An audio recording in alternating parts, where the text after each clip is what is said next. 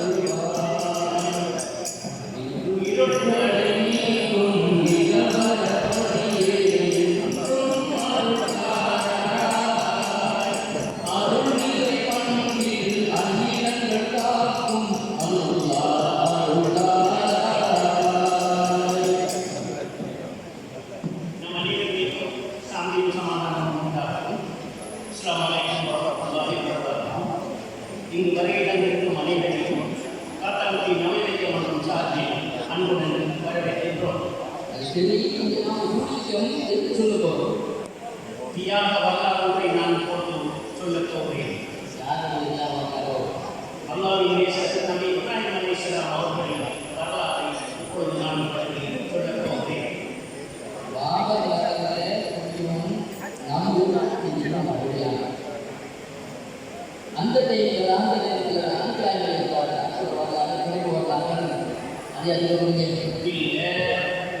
அப்போ நம்ம இஸ்லாமிய ஊற்றி போட்டாங்க இல்லை அப்போ எதுக்கு போங்க சார் இந்த வரலாறு ஆசைதான். ஆனால் அதற்கெல்லாம் நமக்கு வழங்கப்பட்ட நேரம் இடம் தராது. அதனால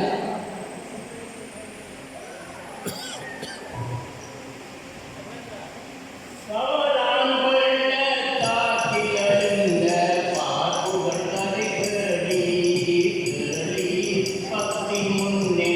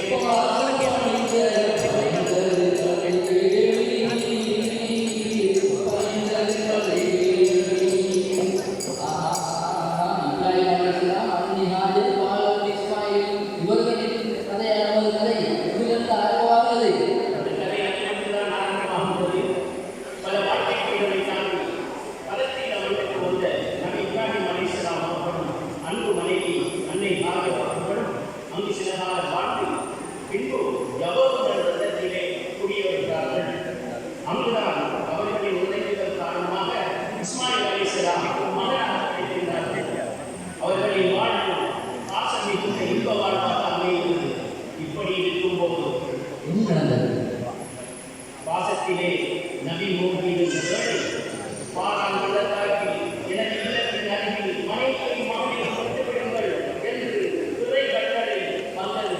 கட்டளை உடனே நிறைவேற்றப்பட்டது. இந்த மானான் பள்ளத்தாக்கு மானான் பள்ளத்தாக்கு அது தெரியும். துறையில கோபாயத்தை கூறினான கோபாயம் அந்த நேரத்தில் ஒரு செல்லுல மணல் மாடாகவே இருந்தது.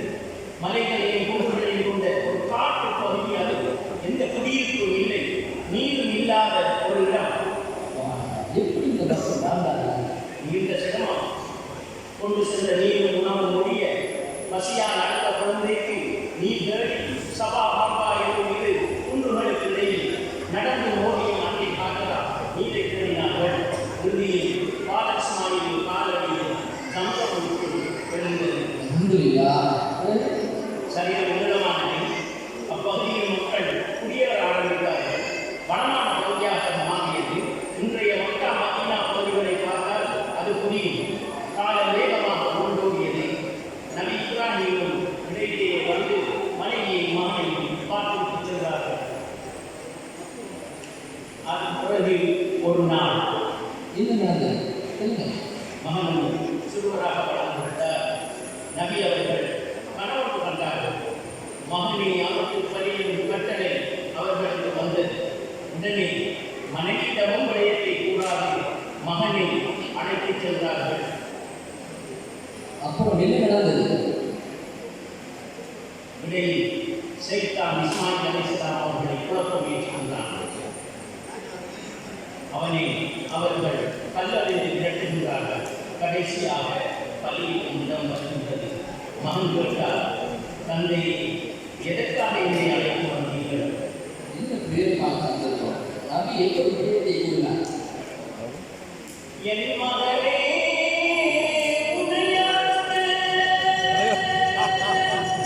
இந்த படத்தை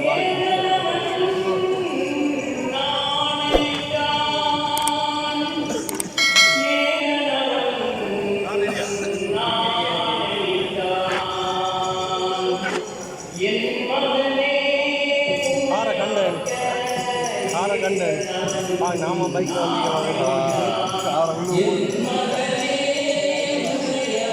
பார்க் பண்ணிக்கிறேன்.